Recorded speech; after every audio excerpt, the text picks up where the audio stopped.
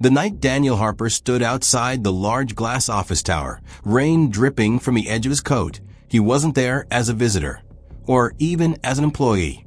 He was there as the man who was about to decide whether the building and everything inside it would survive the next 24 hours. Inside that tower, executives were scrambling. Lawyers whispered urgently in corners. Phones rang nonstop as investors threatened to pull millions of dollars.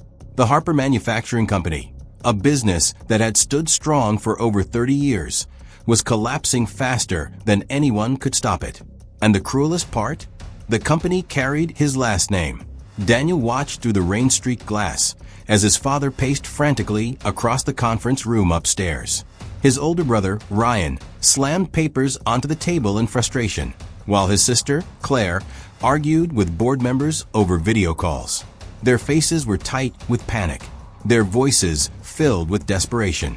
They had no idea the quiet man standing across the street was holding their future in his hands. 7 years ago, that same family had forced Daniel out of their home with nothing but a backpack and the crushing words that still echoed in his mind. "You're an embarrassment to this family." He remembered standing on the sidewalk that night, watching the front door close behind him, realizing he had just lost his home, his family, and every ounce of belonging he had ever known. Now fate had twisted in ways none of them could have imagined. Because in exactly 10 minutes, Daniel Harper was scheduled to walk into that building, not as the son they were ashamed of, but as the anonymous investor who could either save their company or destroy it forever. Long before Daniel Harper stood outside that towering office building with the power to change everything, he was just a quiet kid growing up in a house that never seemed to have space for him.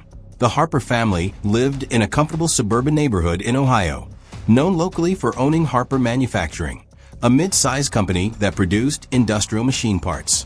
To the outside world, they looked like the perfect American success story. The large two-story home, the expensive cars in the driveway, and the reputation of the Harper name carried weight in their community. But inside that house, Daniel often felt like he was living in someone else's story. Daniel was the youngest of 3 siblings. His older brother Ryan was confident, athletic, and already being groomed to take over the family business. His sister Claire was academically brilliant, graduating top of her class and praised constantly for her intelligence and leadership. Family dinners often felt like award ceremonies celebrating Ryan and Claire's achievements. Daniel, on the other hand, struggled quietly. He wasn't naturally gifted in school. Numbers confused him, and presentations made his hands shake. While his siblings thrived under pressure, Daniel often froze. Teachers described him as capable but distracted, a phrase his father, Richard Harper, repeated with growing disappointment over the years. What Daniel lacked in academic success, however, he made up for with creativity and empathy. He loved fixing broken gadgets, sketching designs for small inventions, and spending hours learning how things worked.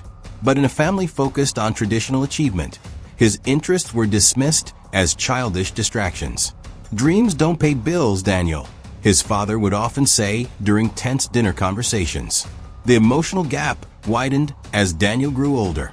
His mother, Linda, cared deeply for him, but rarely defended him against Richard's sharp criticisms. Ryan teased him openly, while Claire simply treated him like someone who wouldn't understand the family's ambitions. Even Daniel's relationship with his high school girlfriend, Emily Carter, carried an unspoken tension. Emily believed in his potential and often encouraged his creative talents, but Daniel could feel the weight of her concerns about his uncertain future. He loved her deeply, yet he feared she would eventually see him the same way his family did, as someone who could never measure up. By the time Daniel turned 19, he had mastered one painful skill: smiling while feeling invisible. By the time Daniel Harper graduated high school, the unspoken disappointment in his family had turned into something far heavier: expectation mixed with quiet shame.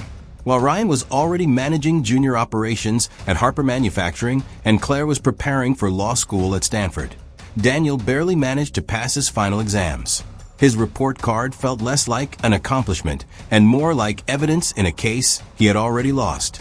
The tension in the Harper household grew worse that summer. Richard Harper began assigning Daniel small tasks at the company, hoping exposure to the business would fix him. Daniel was placed in the warehouse, organizing inventory and assisting senior workers.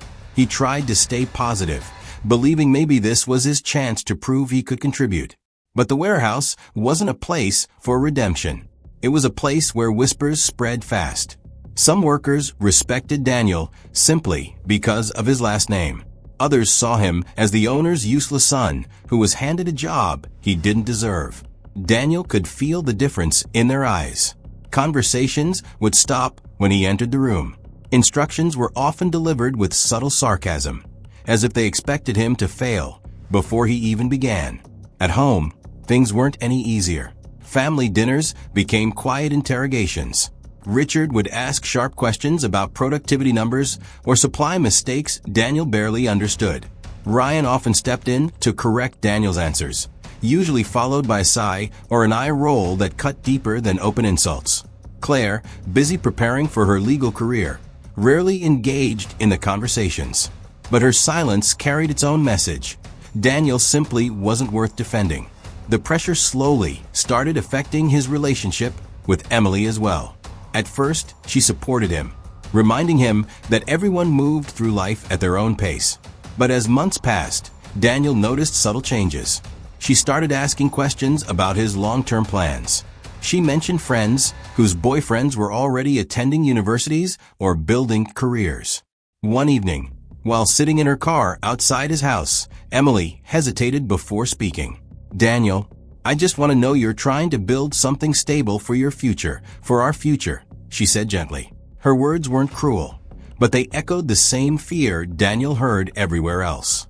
He nodded, forcing a reassuring smile, even though inside he felt like he was standing on ground that was slowly cracking beneath him. The worst part wasn't the criticism. It was the loneliness that followed it.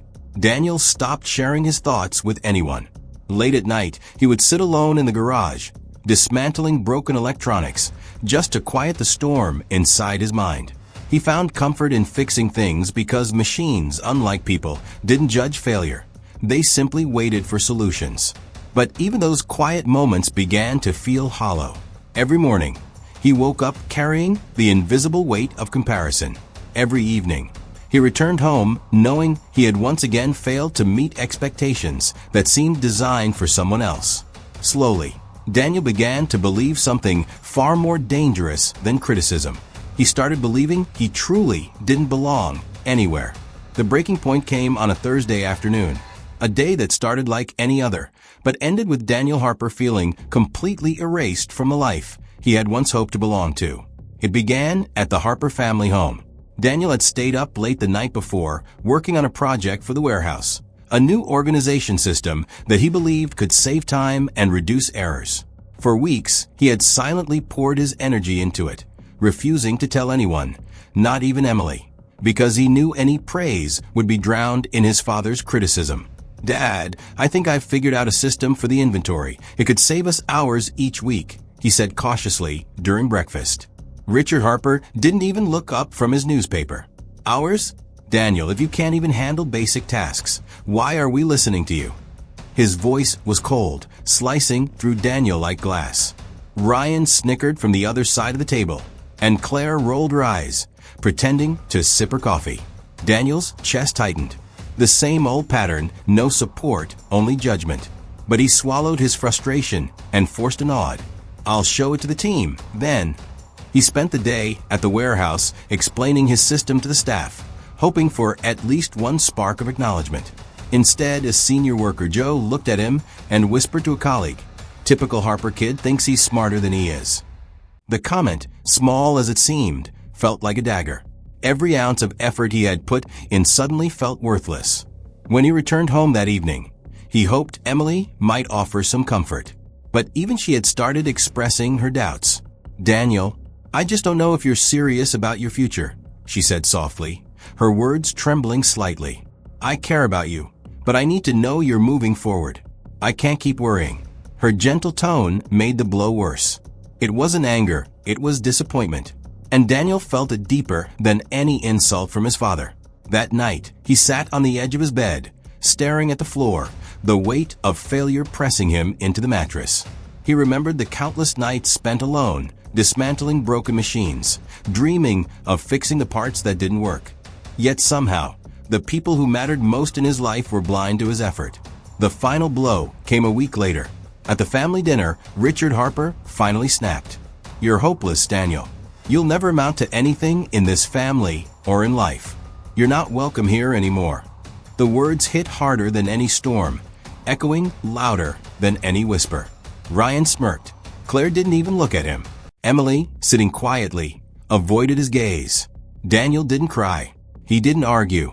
He simply packed a small bag, slung it over his shoulder, and walked out of the only home he had ever known. The rain was cold that night, soaking through his coat as he wandered the streets, feeling completely invisible, abandoned by his family, his peers, and even the girl he loved. He had nothing but a few dollars in his pocket and the stubborn spark in his chest that refused to be extinguished. But for the first time in his life, Daniel Harper understood the bitter taste of complete isolation, the moment when life strips away everything familiar, leaving only a choice: give up or rise. And though he didn't know it yet, that night would mark the beginning of a transformation that no one, not his family, not Emily, not even the world, would see coming. The first weeks after leaving home were a blur of cold nights, endless walks, and silent reflection.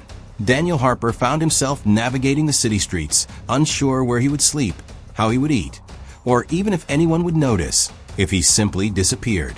Yet for the first time in years, there were no expectations pressing down on him, no comparisons, no judgment. For the first time, he felt free. Daniel rented a small rundown apartment in a part of the city far from the neighborhoods he knew. It was nothing like the Harper home, no marble countertops, no designer furniture, just a creaky floor, peeling paint, and a small desk by the window. It was here, in the quiet of the night, that Daniel began to rebuild himself from scratch. He started by learning. Every day, he immersed himself in books about business, investing, and strategy. Libraries became his sanctuary, and late nights were spent devouring online courses about finance, entrepreneurship, and leadership. He realized that while he may not have been academically gifted in high school, he had something far more valuable: persistence. Every failure at home and in the warehouse had given him lessons he could now apply, quietly, without an audience.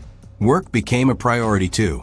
He took on multiple jobs, delivering packages in the morning, waiting tables at night, and tutoring local students whenever he could. Each job was exhausting, but Daniel saw them as stepping stones. The money he earned wasn't for luxury. It was a means to sustain himself while he quietly built his future.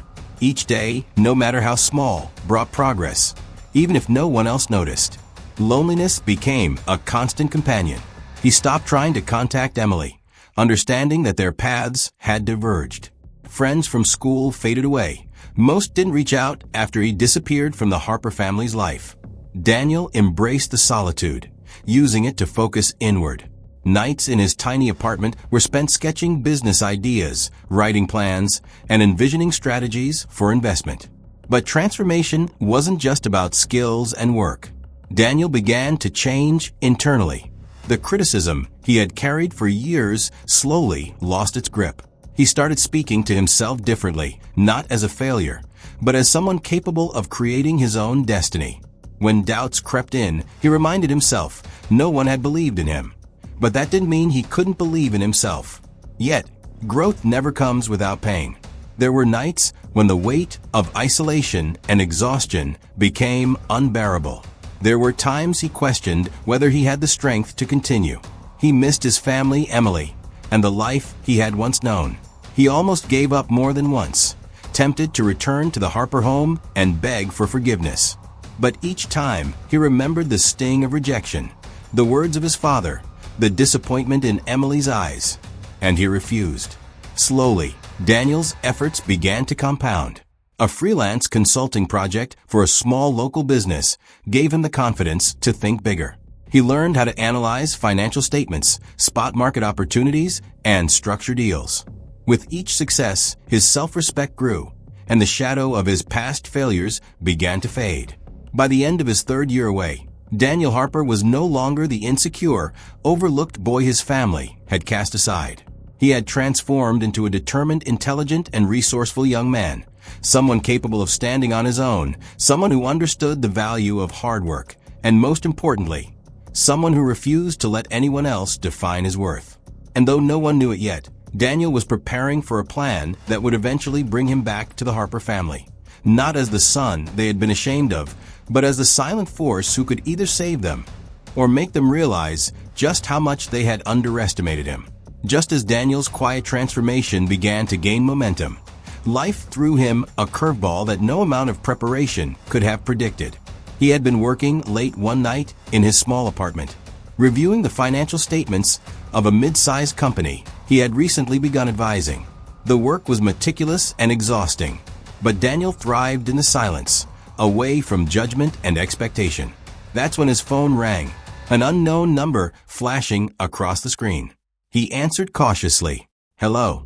A calm, professional voice responded. "Mr. Harper, this is Vanessa Reed from Harper Manufacturing. I'm not sure if you remember me, but we met briefly at a company event years ago. I think it's time we talk." Daniel's heart skipped a beat.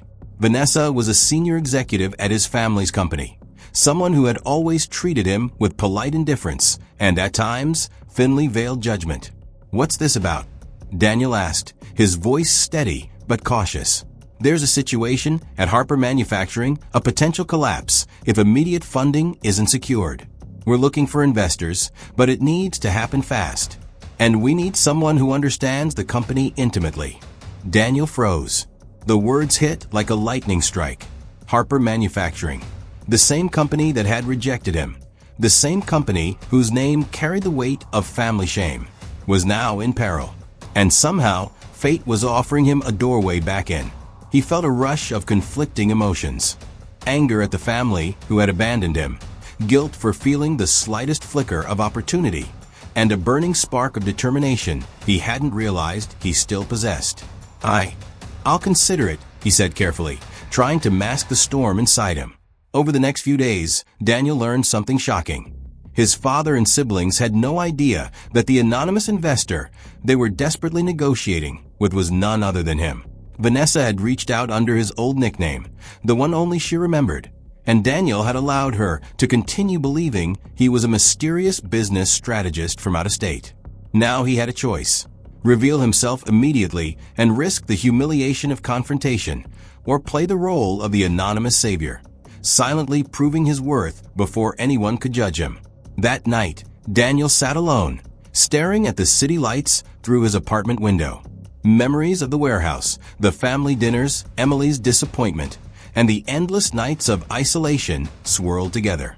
He clenched his fists, realizing that this was not just an opportunity to save a failing company.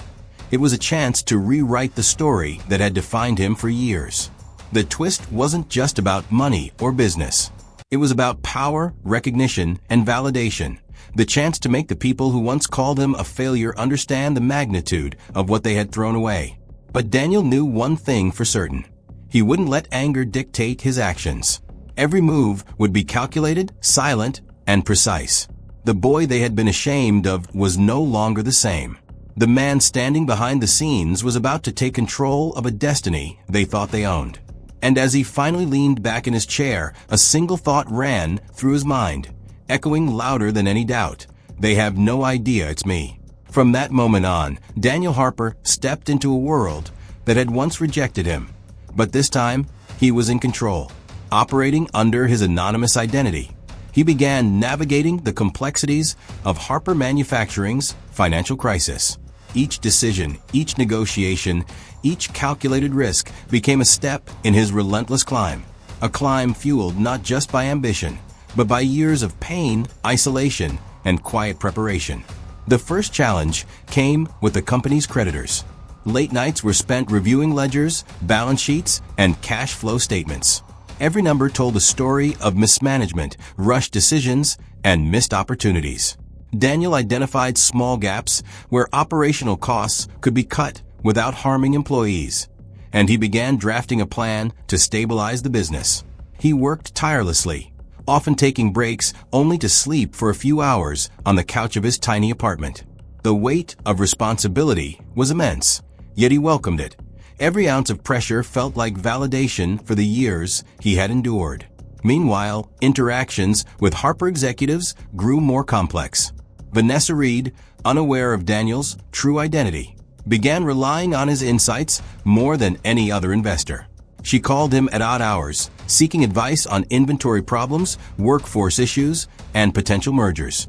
Daniel's responses were precise, confident, and strategic, a stark contrast to the uncertain, invisible boy they had all once dismissed. Despite these gains, setbacks were frequent. Suppliers threatened to withdraw, unexpected regulatory issues surfaced, and Ryan, his older brother, insisted on making rash decisions that risked further collapse. Daniel had to remain patient, carefully guiding the company while keeping his identity secret. Each small victory, like securing emergency funding or averting a failed contract, built momentum. Slowly, confidence grew within him, matched only by the gnawing tension of maintaining anonymity. Daniel's personal life mirrored his professional climb. He remained distant from friends, avoiding distractions and embracing the solitude that had become his greatest ally. He reflected on the countless nights spent working alone in the apartment, realizing that each hardship had prepared him for this exact moment. The loneliness, the self-doubt, the relentless effort, all of it converged into a single force, propelling him forward. There were moments when doubt crept in. Questions whispered in the back of his mind. What if they discover me? What if they reject me again? What if all of this fails? But Daniel had learned to turn fear into fuel. He reminded himself of the nights he had survived on nothing, the cold streets, the whispered judgments, and he pushed harder. Weeks turned into months, and Harper Manufacturing began to stabilize. Employee morale improved, contracts were renewed, and the financial bleeding slowed. The once volatile boardroom transformed into a place of cautious optimism. Every calculated risk Daniel took, every quiet decision he made, reinforced one undeniable truth. The boy they had been ashamed of was no longer invisible.